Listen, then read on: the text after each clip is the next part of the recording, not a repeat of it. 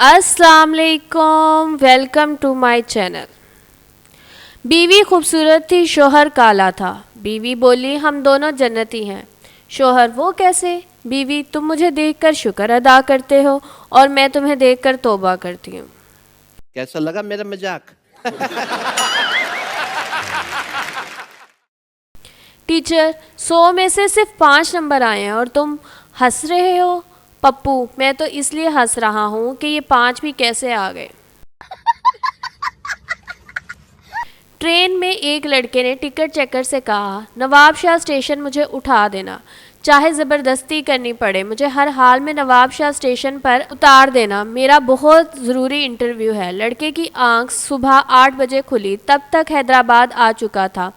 लड़का गुस्से में आ गया और टिकट चेकर को गालियां देने लगा। लोग टिकट चेकर को खामोश देखकर पूछने लगे वो तुम्हें गालियां दे रहा है और तुम चुप खड़े हो। वो बोला मैं तो ये सोच रहा हूँ जैसे मैंने ज़बरदस्ती नवाब शाह स्टेशन उतारा था वो मुझे कितनी गालियां दे रहा होगा। जुम्मे की नमाज पढ़ने मस्जिद गया। उधर तकरीब के दौरान चंदे का एक बॉक्स नमाजियों के आगे घुमाया जा रहा था।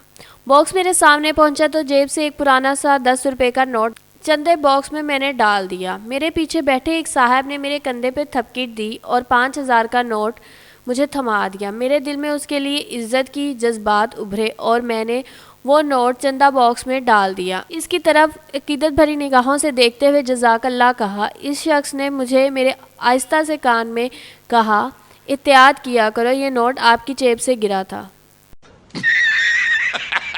दोस्त वो मुझसे पूछ बैठे हैं आखिर सोते कब हो। वो मुझसे पूछ बैठे हैं आखिर सोते कब हो। मैंने कहा जदों गवांडियाँ वाईफाई बंद कर लेंदे ने। उठा ले रे देवा, उठा ले रे बाबा। ने बांसुरी बजाई हीर धोड़ी चली आई। मजनू ने बीन बजाई लैला भाग कर आई। मैंने सिर्फ सीटी बजाई और वो अपने अब्बू को ले आई। फिर मैंने कहा चचा जी मैं ते कबूतर उड़ा रहा सी।